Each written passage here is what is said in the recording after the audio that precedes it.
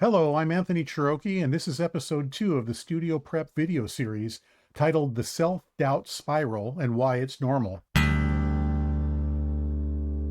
If episode 1 was about why you're making music, episode 2 is about what immediately shows up as soon as you start trying to take it seriously, and that would be self-doubt.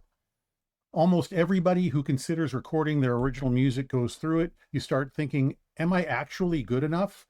What if I'm not ready? And what if everybody in the room realizes I have no idea what I'm doing? That feeling has a name you might have heard of. It's called imposter syndrome. Imposter syndrome is basically the belief that you don't belong in the room. Everybody else is more qualified, more talented, more experienced, and that at any minute, somebody is going to expose you.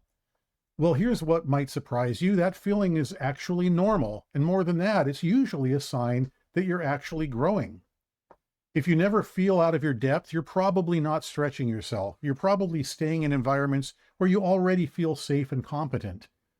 Growth feels uncomfortable. It's just a fact of life, and here's the part that might really mess with your head. You're probably not the only one in the room that feels that way. It's entirely possible that the engineer is having moments of thinking, gee, I hope they don't figure out that I'm still figuring this out.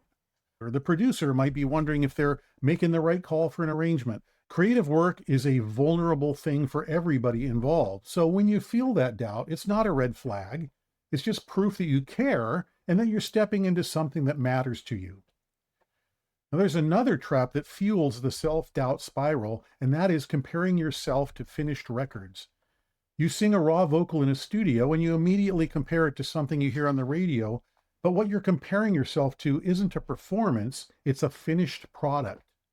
Finished records go through a lot of different editing stages: pitch correction, timing alignment, layering, comping, EQ, compression, automation, mastering, and on and on and on.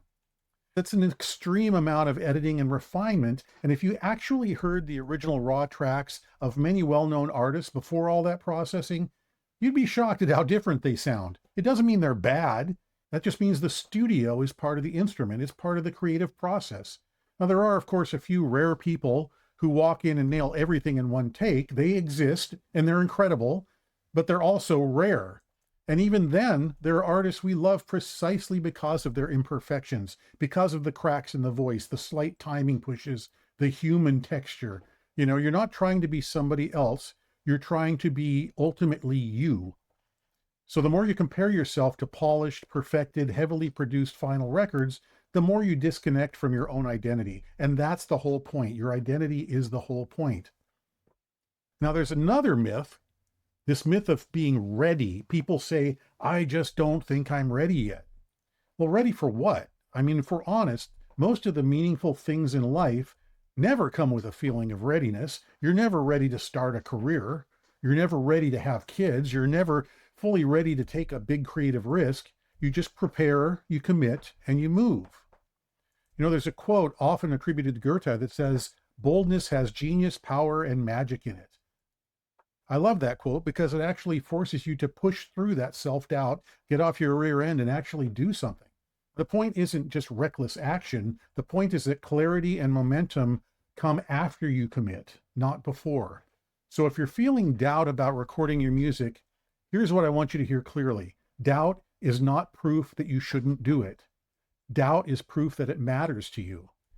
Imposter syndrome doesn't mean you're unqualified. It just means that you're leveling up. It's normal. And your job isn't to eliminate doubt before you act. Your job is to prepare as well as you can and move anyway. Because the only way you grow as an artist is by pushing slightly beyond the version of yourself that feels comfortable. And that discomfort is not a warning sign. It's a doorway. Hey, if you enjoyed this video, be sure to check out episode 3 of the Studio Prep video series titled What Actually Happens in a Recording Session. And don't forget to hit that subscribe button so you never miss an episode.